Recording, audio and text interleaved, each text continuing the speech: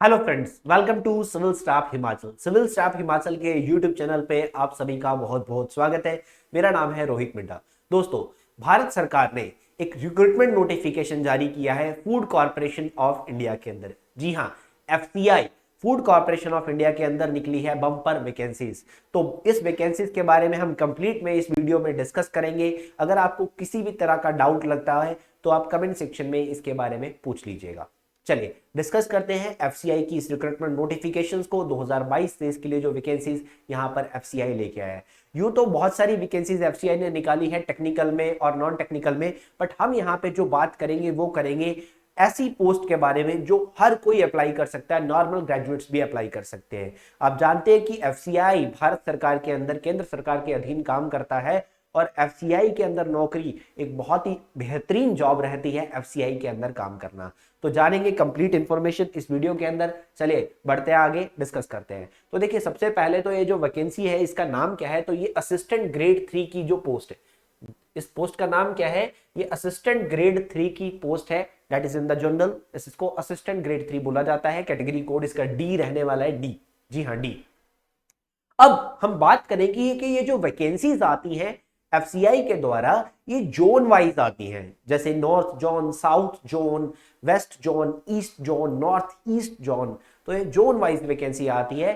तो हमारे लिए जो इंपॉर्टेंट रहने वाला है, क्योंकि हम हिमाचल प्रदेश में रहते हैं, तो हमारे लिए इंपॉर्टेंट रहेगा नॉर्थ जोन। मैं आपको बता देता हूं कि नॉर्थ जोन में और कौन कौन से एरियाज आते हैं। Delhi, Haryana, Himachal Pradesh, Jammu and Kashmir, Punjab, Rajasthan and Chandigarh, Uttarakhand, Uttar Pradesh. ये सारे जो एरियाज हैं ये नॉर्थ जोन में कंसिडर किए जाते हैं। और नॉर्थ जोन में जो वैकेंसीज असिस्टेंट ग्रेड 3 को लेके आई है वो है यहाँ पर 547 वैकेंसीज। 547 वैकेंसीज एफसीआई ने रिलीज करी है। अब ये जो 547 वैकेंसीज है, ये आगे कैटेगरी वाइज कैसे कैसे डिवाइड की हुई है। एससी कैटेगरी की 85 वैकेंसीज है, एसटी की 20 वैकेंसीज है, अदर बैकवर्ड क्लासेस की अगर मैं बात करता हूं तो 130 वैकेंसीज है। इकोनॉमिकली वीकर सेक्शन की बात करें तो 38 वैकेंसीज है। उसके बाद जनरल कैटेगरी की बात करें तो 190 पोस्ट यहां पे निकली है। और उसके बाद पर्सन विद बेंचमार्क डिसेबिलिटीज को लेकर 20 पोस्ट है और एक्स सर्विसमैन को लेकर 64 वैकेंसीज यहां पे रिलीज की गई है। और टोटल 547, ये सिर्फ नॉर्थ जोन की वैकेंसीज में आपको बता रहा हूं, क्योंकि हमारे लिए नॉर्थ जोन ही इंपॉर्टेंट है। अब कोई एक आधा ऐसा स्टूडेंट होता है जो यहाँ पे नॉर्थ इंडिया में रहते हुए जो कहता है कि मैं साउथ की जॉब के लिए अप्लाई करूंगा, तो बहुत रेयर ऐसे चांसेस होते हैं। हर कोई चाहता है कि वो जिस जोन में रहता है वो उसी जोन में अपनी जॉब के लिए अप्लाई करे। तो नॉर्थ जोन के बारे में मैं आपको यहाँ पे बता रहा हूँ, 547 वैकेंसीज को लेकर नोटिफिकेशन जारी किया गया। इन एरियाज में आपका जो बेसिकली एफसीआई है जॉब यहाँ पे दे सकता है इन स्टेट्स के लोगों के लिए। तो यहाँ पर पे स्केल की अगर मैं बात करता हूं तो पे स्केल जो यहाँ पे रहने वाला है वो रहेगा, कम से कम जो आपकी सैलरी है बेसिक पे वो 28,200 होगी और अधिकतम हो सकती है 79,200 रुपीज। यानी कि देखो, यहाँ पर कोई प्रोबेशन पीरियड के बारे में तो नहीं बताया गया है। और जो आपकी सैलरी है ये बेसिक पे है, इसके बाद अलाउंसेस आ जाते हैं। तो अलाउंसेस वगैरह डालकर अगर मैं बात करूं तो लगभग 40-50 हजार रुपए आपको हर महीने जो तनख्वाह है वो आपके स्टार्टिंग दौर पे आपको मिलने वाली है। तो बहुत ही अच्छी नौकरी और बहुत ही अच्छी सैलरी यहाँ पर एफसीआई जो है वो आपको देता है। इतना काम का बर्डन भी नहीं रहता है और बहुत अच्छी नौकरी ये रहती है। आगे बात करेंगे कि क्राइटेरिया क्या क्या है। ठीक है, क्वालिफिकेशन का क्राइटेरिया क्या है, एज का क्राइटेरिया क्या है। तो बात करते हैं, एज से शुरुआत करते हैं। तो एज को लेकर आपका जो क्राइटेरिया है वो मिनिमम है 18 ईयर्स। आपकी आयु कम से कम 18 साल की होनी चाहिए, कम से कम 18 साल की आयु। और ये कब होनी चाहिए, 1 अगस्त 2022 को 1 अगस्त 2022 को आपकी जो आयु है वो यहां पर 18 साल की होनी चाहिए। और अधिकतम एज की मैं अगर बात करता हूं कि मैक्सिमम कितनी एज वाले अप्लाई कर सकते हैं, तो 27 ईयर ओल्ड मैक्सिमम 27 वाले अप्लाई कर सकते हैं। 27 से ऊपर वाले अप्लाई नहीं कर सकते। हाँ, बट अगर आपके पास कोई कैटेगरी है, रिजर्वेशन है, just like SC, ST, OBC, तो आपको रिलैक्सेशन यहाँ पे मिल जाएगा। चलिए आगे बात करेंगे तो क्वालिफिकेशन की बात करते हैं। तो क्वालिफिकेशन में यहाँ पे दिया गया है ग्रेजुएशन की एक डिग्री। तो एक ग्रेजुएशन की डिग्री आपके पास होनी चाहिए, चाहे वो किसी भी फील्ड में हो, बीए हो, बीकॉम हो, ठीक है, बीसीए हो, बीएससी हो, कुछ भी आपने किया हो, चाहे बीटेक किया हो, तो आप किसी भी फील्ड में हो आप अप्लाई कर सकते हैं। जस्ट यहां पर एक चीज की रिक्वायरमेंट है कि आपको कंप्यूटर चलाना आता होना चाहिए।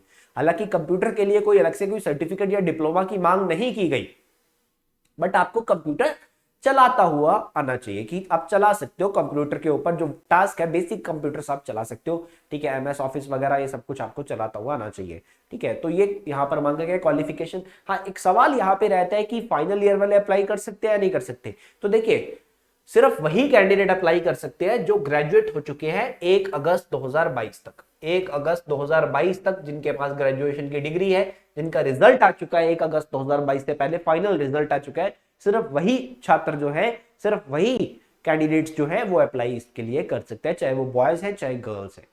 तो आगे बात करेंगे सिलेक्शन प्रोसेस की। तो सिलेक्शन प्रोसेस में दो फेज रहते हैं। एक पहला फेज है जिसके अंदर एक एग्जाम कंडक्ट किया जाएगा जो सिर्फ क्वालिफाइंग नेचर में होगा, एक पेपर लिया जाएगा जो सिर्फ क्वालिफाइंग नेचर में रहते वाला है। ये आपको सिलेक्शन में सिर्फ अगले वाले दौर पे ले जाएगा, ठीक है। क्वालिफाइंग दौर में रहेगा, ये सिर्फ आपको अगले दौर पे ले जाएगा। और उसके बाद फेज 2 में आपका एक पेपर कंडक्ट किया जाएगा, ठीक है, जिसके मार्क्स आपके फाइनल सिलेक्शन की तरफ आपको लेके जाएंगे, ठीक है। फाइनल सिलेक्शन इसी के बिहाफ पे आपकी होने वाली है। और पहला सिर्फ क्वालिफाइंग नेचर में। क्वालिफाइंग कहने का मतलब कि जब फाइनल सिलेक्शन आपकी होगी तो पहले वाले पेपर के मार्क्स वैलिड नहीं रहेंगे।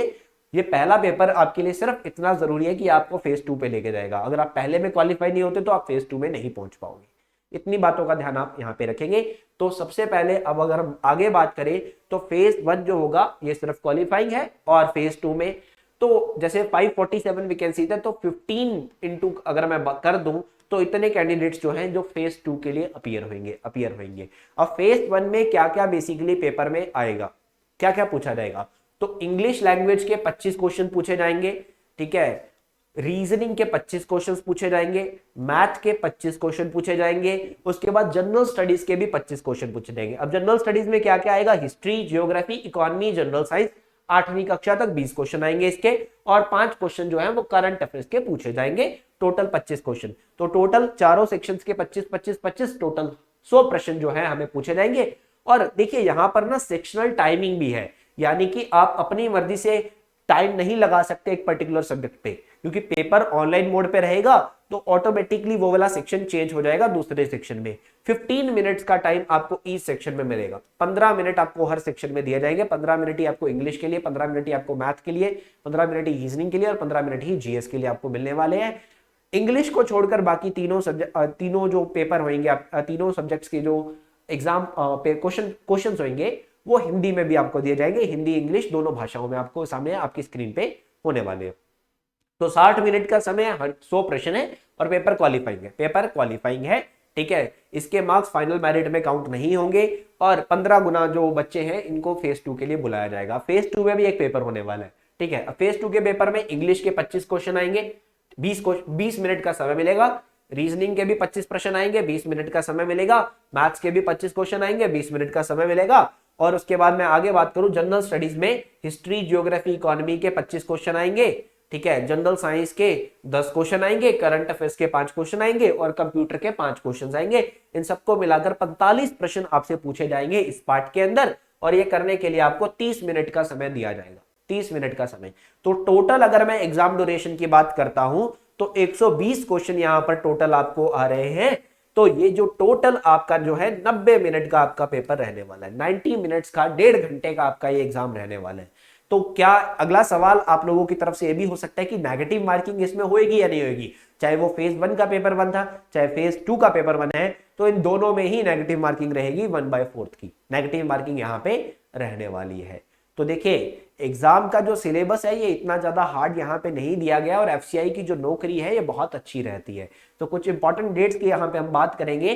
तो देखिए फॉर्म फिलिंग का जो प्रोसेस है वो स्टार्ट हो चुका है, 6 सितंबर 2022 से ये स्टार्ट हो चुका है। तो आप इसके लिए अप्लाई कर सकते हैं। और कब तक आप अप्लाई कर सकते हैं, 5 अक्टूबर 2022 तक शाम के 4 बजे तक आप अप्लाई कर पाएंगे। और एडमिट कार्ड जो है वो एग्जाम से 10 दिन पहले आपको दिए जाएंगे। और एग्जाम कब हो सकता है, तो एग्जाम के लिए एक टेंटेटिव डेट यहाँ पे दी गई है जनवरी 2023, यानी कि 3-4 महीने का समय अभी एग्जाम के लिए हमारे पास है। और इसके चलते हुए हम अच्छे लेवल पे प्रिपरेशन जो है एफसीआई की कर सकते हैं। तो एक बहुत ही बढ़िया तरीके से इसकी प्रिपरेशन की जा सकती है, एफसीआई की तैयारी की जा सकती है, क्योंकि समय भी है लगभग 3 से 4 महीने का।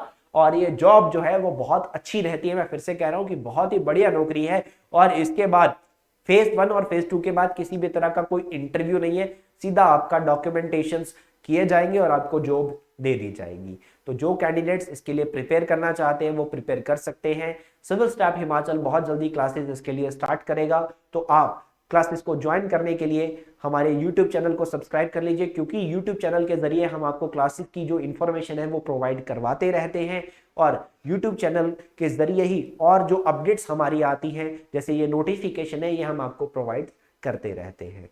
तो अप्लाई जो है जरूर कीजिएगा इस वैकेंसीज के लिए। अप्लाई करने का जो लिंक है वो मैं नीचे डिस्क्रिप्शन में भी प्रोवाइड करवा दूंगा, अदरवाइज आप FCI की वेबसाइट पे जाकर अप्लाई कर सकते हैं। fci.gov.in पे जाकर आप अप्लाई कर सकते हैं। रिक्रूटमेंट वाले सेक्शन में जाकर कैटेगरी कोड इस पोस्ट का डी रहने वाला है, डी, इस बात का ध्यान यहाँ पे रखिएगा, ठीक है। तो वहां पर ऑनलाइन ही फॉर्म फिलिंग होना है, ऑनलाइन ही आपको फीस पे करना है, ऑनलाइन ही आपके दोनों पेपर होने वाले हैं। सारा का सारा प्रोसेस ही ऑनलाइन है, ऑफलाइन कुछ नहीं है, सब कुछ ऑनलाइन चलने वाला है।